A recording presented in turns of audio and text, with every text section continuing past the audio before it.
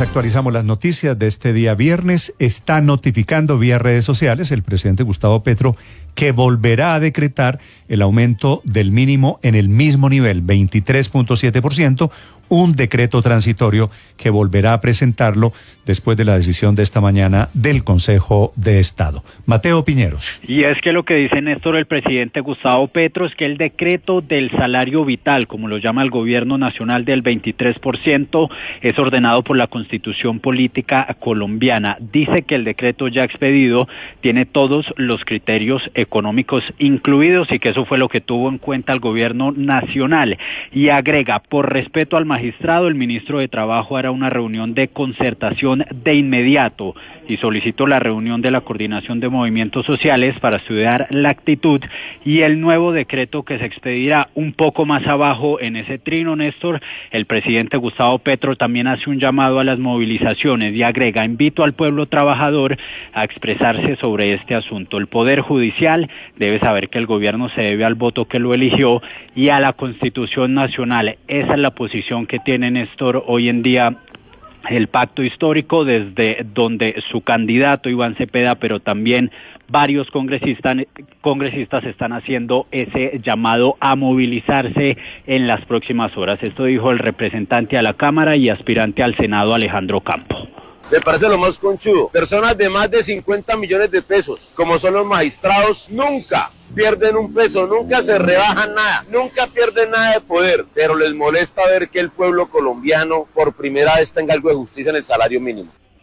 Pero también desde la oposición hay diferentes criterios sobre lo que debería pasar o sobre la decisión del Consejo de Estado frente al salario mínimo. Lo que dice el representante a la Cámara, Juan Espinal, del Centro Democrático, es que el Consejo de Estado está defendiendo y protegiendo las empresas. Esto fue lo que dijo. Presidente Gustavo Petro, usted tiene una responsabilidad de proteger los miles de empleos en Colombia, pero también a las empresas que son las que generan oportunidades. Todo el respaldo para el Consejo de Estado, todo el respaldo ante esta importante decisión que lo único que hace es proteger a los empresarios y a más de 700.000 colombianos que hoy trabajan en importantes empresas.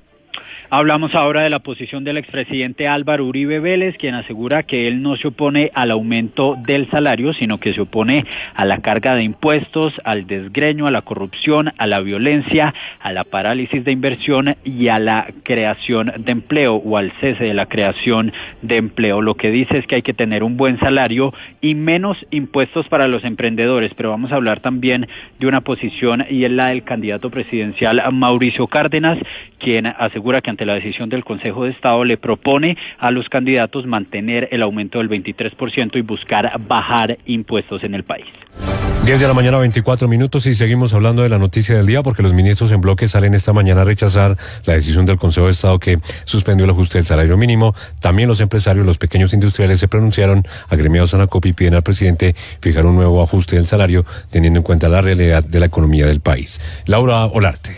Eslogan, muy buenos días. Ante la reciente reacción del ministro del Interior, Armando Benedetti, y el ministro de Trabajo, Antonio Sanguino, se suma la ministra de Transporte, María Fernanda Reyes, quien por medio de redes sociales mencionó que la decisión del Consejo es una decisión que golpea el bolsillo de millones de trabajadores y trabajadoras que esperaban un ingreso digno, asegurando que el país, cada vez que intenta avanzar en términos de justicia social, aparecen los sectores para frenarlo. Colombia merece saber quién defiende a la gente y quién defiende privilegios. Estas fueron las palabras de la ministra de Transporte, María Fernanda. Y es que desde las medianas y pequeñas empresas aseguran que ya es una medida que se estaba esperando, señalando que el gobierno ya no había tenido en cuenta ciertos criterios técnicos fundamentales como lo son los de la inflación y la productividad, por lo que se mantiene en que un incremento final del salario mínimo se debería mantener cerca del 7,2%. Incluso consideran que podría ubicarse entre el 8% y el 8,5%, teniendo en cuenta que la inflación en enero subió al 5,3%, mientras que la productividad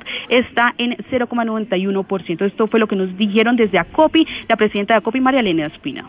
Celebramos que se haya dado esta medida por el Consejo de Estado. Esperamos que el gobierno en 8 días realmente acate la orden del Consejo y salgamos de esta incertidumbre, porque volvemos a la incertidumbre realmente tanto para los empresarios como para los empleadores y para todo el mundo.